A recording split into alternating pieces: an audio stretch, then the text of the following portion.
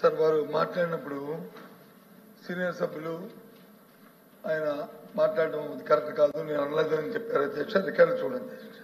మొదటి ప్రశ్నకు సమాధానం నో అని ఉన్నారా లేదా, అనకపోతే నేను వచ్చి నాది రికార్డు నేను తప్పైంది, నా మాట తొలగించాను అధ్యక్ష. నాకే అభ్యంతరం అధ్యక్ష.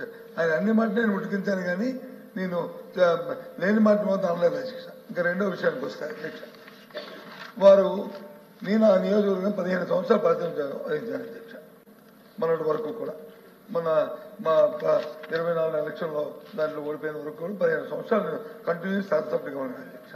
15 సంవత్సరాల్లో రాని డయేరియా ఎప్పుడు ఏ ఒక్కరు కూడా చనిపోయిన నేపథ్యంలో ఈ 4 సంవత్సరాలు ఈ 4 నెలల కాలంలోనే ఎందుకు చనిపోవచ్చు అధ్యక్ష?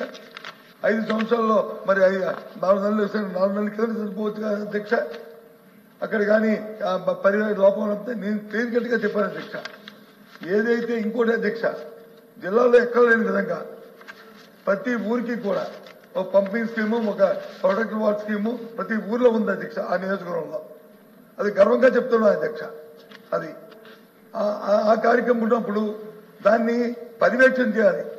టైం టు టైం దాన్ని క్లోరేజ్ కలుపుకోవడం, టైం టు టైం ఆ పైపులను వచ్చి క్లీన్ చేసుకోవడం, టైం టు టైం చూడడం, అవి ఆ కార్యక్రమం జరగదు అధ్యక్ష. ఈ 4 నెలల కాలంలో ఎవరైతే మెయింటెనెన్స్ చేస్తారో ఈ విషయాలు చెప్పడం నాకు ఇష్టం లేదు అధ్యక్ష. అయినా సరే మంత్రి అడిగారు కాబట్టి చెప్తాను. ఆ లోపాలు ఎవరు చేయాలి, ఎవరు చేయకూడదు, ఈ కాంట్రాక్ట్ నాకు కావాలి, ఆ కాంట్రాక్ట్ తొలగించేయాలి, ఆ వర్కర్ని తీసేయాలి, ఆ వర్కర్ని మళ్ళీ కొత్త వాడిని వేసుకోవాలి, వాడి దగ్గర మళ్ళీ 50,000 లక్ష మళ్ళీ వాడి దోచుకోవాలి అని అక్కడ కొట్లాట జరిగింది అధ్యక్ష. ఈ 4 నెలల కాలంలో వీటికి కారణాలు ఇవ్వ అధ్యక్ష. నేను అసలు అంతవరకు జోలికి పోదలుచుకోలేదు. అయినా వారు అడిగారు కాబట్టి నేను చెప్తున్నాను అధ్యక్ష. పర్యవేక్షణ లోపం వల్ల జరిగిన అధ్యక్ష అంతే అధ్యక్ష. దాన్ని సర్దిద్దుకొని ప్రజలకు మంచి చేయడానికి ఆలోచించేయండి అధ్యక్ష. నీ మీద మీరు మా మీద మీరు విమర్శలు చేసుకుంటే దాని మీద వచ్చే ప్రయోజనం లేదు అధ్యక్ష. ప్రయోజనం లేదు అధ్యక్ష. అక్కడ గౌరవ శాసనసభ్యులు వాళ్ళని అడగడం అధ్యక్ష ఎందుకు జరిగిందో చెప్తారు. ఇప్పుడు శాసనసభ్యులు అక్కడ ఉన్న శాసనసభ్యులు మీ శాసనసభ్యులు కదా అధ్యక్ష, వారితో ఒకసారి సమావేశం పెట్టుకుంటే అధ్యక్ష అడగండి అధ్యక్ష, చెప్తారు. ఏ పని ఎందుకు అది జరిగిందో, ఏ కారణం వల్ల జరిగిందో అది తెలుస్తుంది. అంతేగాని పెద్దానికి గత ప్రభుత్వం అంటే గత ప్రభుత్వం ఏం చెప్తే చెప్పండి. ఇందాక చెప్పారు గత ప్రభుత్వం. సరే, ప్రభుత్వం మీ చేతిలో ఉంది, అధికారం ఎంక్వైరీ చేయండి, తప్పులు జరిగితే దాన్ని శిక్షించండి. ఎవరు వద్దన్నారు మిమ్మల్ని? మేము అడ్డుపెట్టిన ఆగితే ఎందుకంటే ప్రభుత్వం మీది కాబట్టి. కానీ దయచేసి నేను సూటిగా మంత్రిగా అడుగుతున్నాను. గొర్రెల మండలంలో మా అధికారులు వచ్చి ఒకరని చెప్పారు. ముఖ్యమంత్రి గారు రాష్ట్రంలో సమీక్షా సమావేశం జరిగినప్పుడు మీ అధికారులు మీరు కూడా ఆ సమావేశం ఉన్నారు. ఎండమండు అని ఆయన చెప్పారు. ఆ మర్నాడు ఉప ముఖ్యమంత్రి గారు వచ్చారు, ఆయన 10 మందిని చెప్పారు. అక్కడ సమావేశం జరిగిన తర్వాత ఇప్పుడు మీరు సభాముఖంగా 4 అని చెప్తున్నారు. చూడండి అధ్యక్ష, వాస్తవంగా చనిపోయిన వాళ్ళు 202 మంది హాస్పిటల్కి వెళ్తే అక్కడ అడ్మిట్ అయితే వాళ్ళకి వచ్చి సౌకర్యం లేకపోయినా ఆ స్కూల్లో అప్పుడు మేము కట్టిన స్కూల్లో ఏవైతే ఆ 4 నెలలు బలలో బెంచీలు బాగున్నాయి కాబట్టి దాని మీద పెట్టి అక్కడ చేస్తే నేను చెప్పాను. ఏమయ్యా విజయనగరం హాస్పిటల్ ఉంది, వైజాగ్ హాస్పిటల్ ఉంది, ఆ పక్కన హాస్పిటల్ ఉంది, అది చేయండి.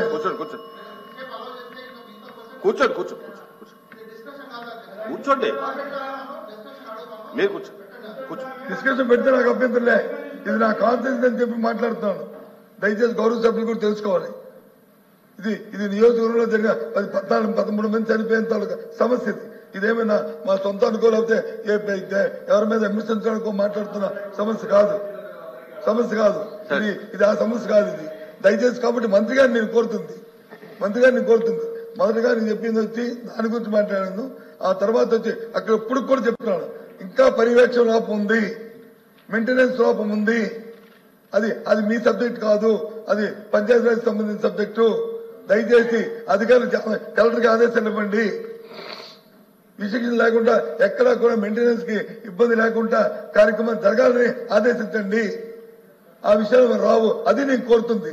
అంతేగాని ఎవరి మీద బురద చల్లాలనో చేయాలనో చెప్పిన విషయం కాదని మీ ద్వారా చెప్తున్నాను అధ్యక్ష. దయచేసి ఎక్స్క్యూజ్ ఇవ్వడానికి మాత్రం ప్రయత్నం చేయండి. ఆ పేదవాళ్ళని ఆదుకోండి అధ్యక్ష.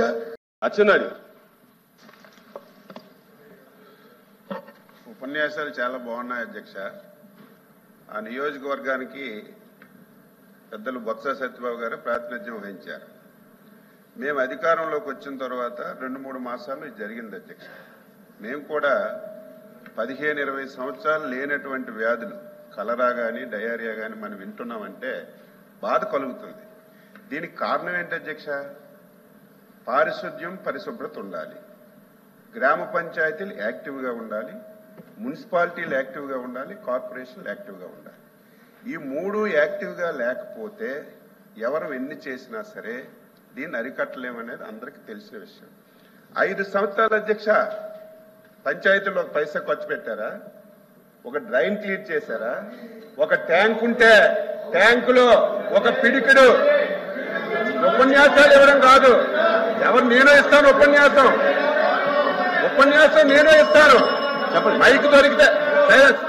మైక్ దొరికితే నేను ఉపన్యాసం ఇస్తాను. 5 ఇయర్స్ ఒక్క వాటర్ ట్యాంక్ లో అధ్యక్ష, ఒక్క వాటర్ ట్యాంక్ లో ఒక పిడికిడు బ్లీచింగ్ వేసిన సందర్భాలు లేవు. పేదవాడికి ఒక్క టాయిలెట్ కట్టిన సందర్భాలు లేవు.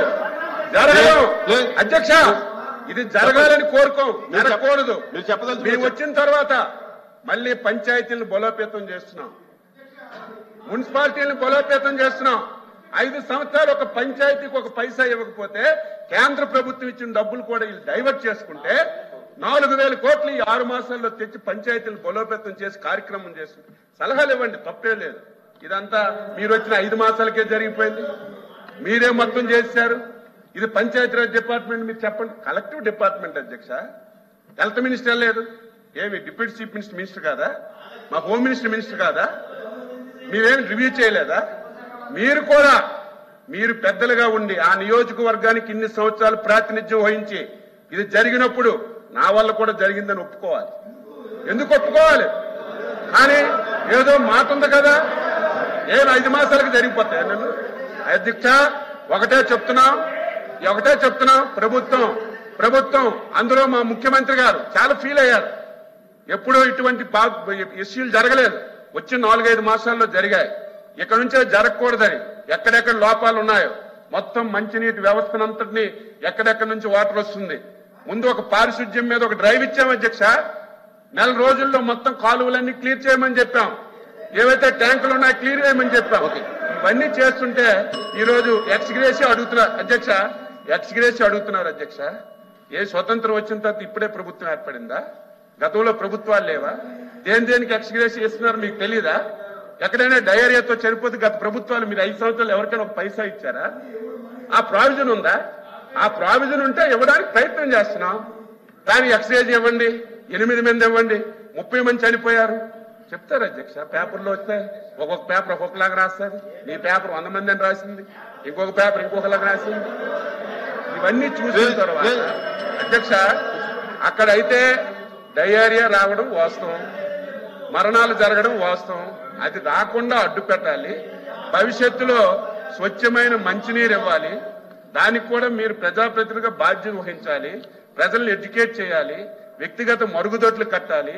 ఇవన్నీ చేస్తే తప్ప దీన్ని అరికట్టలేవు. దయ ఉంచి మళ్ళీ ప్రసంగాలు చేయడం కాకుండా కలెక్టివ్ గవర్నమెంట్ తప్పనిసరిగా పంచాయతీరాజ్ వ్యవస్థను మళ్ళీ మా డిప్యూటీ చీఫ్ మినిస్టర్ గారు దాన్ని యాక్టివ్ చేస్తున్నారు. క్లోరినేషన్ చేస్తాం, డ్రైన్లు క్లియర్ చేస్తాం, మంచినీటి వ్యవస్థను చేసి రాకుండా చేయడానికి మేము అన్ని ప్రయత్నాలు చేస్తాం. చిత్తశుద్ధితో పనిచేస్తున్నామని చెప్పి మీ ద్వారా సభ్యులకు తెలియజేస్తున్నాం. గురించి చాలా చెప్పారు సార్. చిన్న విషయం మిస్ అయిపోయారు సార్. పోవర్టీ వల్ల డయేరియా వస్తుంది. ఆ విషయం సార్ తెలుసో తెలియదు. అసలు డయేరియా వల్ల వచ్చింది దేని వల్ల కూడా తెలియదు. కలరా వల్ల వచ్చిందా, బ్యాసిల్లస్ వల్ల వచ్చిందా, లేకపోతే అమీబా వల్ల వచ్చిందా, దేని వల్ల వచ్చింది సార్ కాదు కూడా ఇంతకు తెలియదు. Diarrhoea is always symptom. Disease వేరు. Disease poverty sir, unhygienic condition sir. Poor people గా వస్తుంది డయేరియా. ఆఫ్రికాలో ఎక్కువ వస్తుంది, మన ఇండియాలో అందరికి కూడా పూర్ పీపుల్ స్లమ్లో వస్తుంది. ఎక్కడ వస్తుంది? సిటీలో ఎక్కడ వస్తుంది సార్? బిల్డింగ్లు ఎక్కడ వస్తుంది సార్? మీరు ఇన్ని క్షుణ్ణంగా చేశారు కాబట్టి అది కూడా క్షుణ్ణంగా చేయండి సార్. మనం స్టడీ చేశారు. డయేరియా వచ్చిన కేసుల్లో ఎంతమందికి అనీమియా అని చూసారా? ఎంతమందికి ఏ రకమైన జబ్బులు ఉన్నాయో చూసారా?